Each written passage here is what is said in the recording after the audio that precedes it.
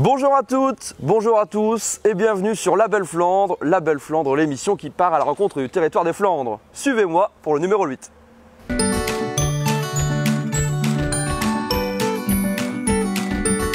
Pour ce premier reportage, on a décidé de vous emmener du côté du Mont-Rouge. Vous le voyez, ça monte. On va parler de l'Ultra Trail Mont de Flandre, une course à pied qui a réuni plus de 3000 participants. Mettez vos shorts, vos baskets et suivez-moi. La première édition du Nord Trail Mont de Flandre a tenu toutes ses promesses.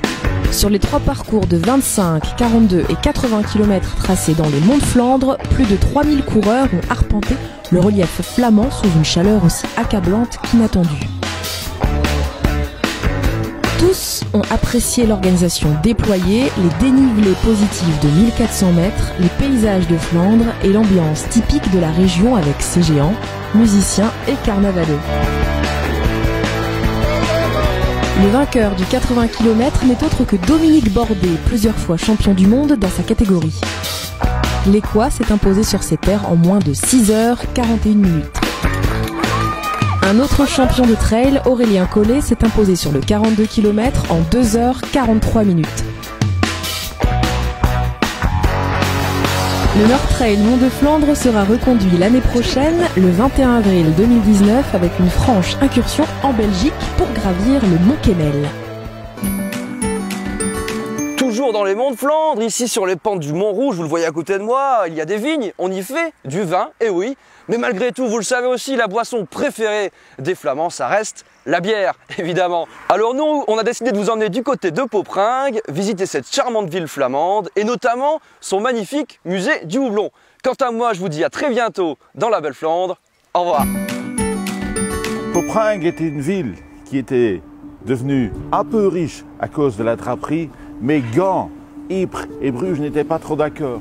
Voici la Flandre, l'âne qui est malmené parce qu'en haut se trouve Maître Ribbe, Meister Ribbe. Ribbe, ça vient de Gand, Ypres, Bruges. Et ils ont des problèmes. La Flandre qui est menée par Meister Ribbe, il y a un caillou derrière. Vous voyez le caillou, et le caillou c'est Poperingue. Poperingue, c'est le caillou, les têtes de caillou, les têtus.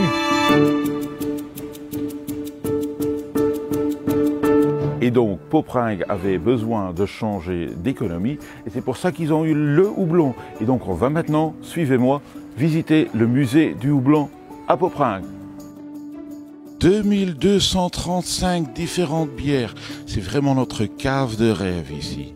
À l'intérieur du musée, tout sent le houblon. Et je dis le houblon, mais surtout, ce qui donne à la bière votre goût amer que vous aimez tant, c'est la lupuline.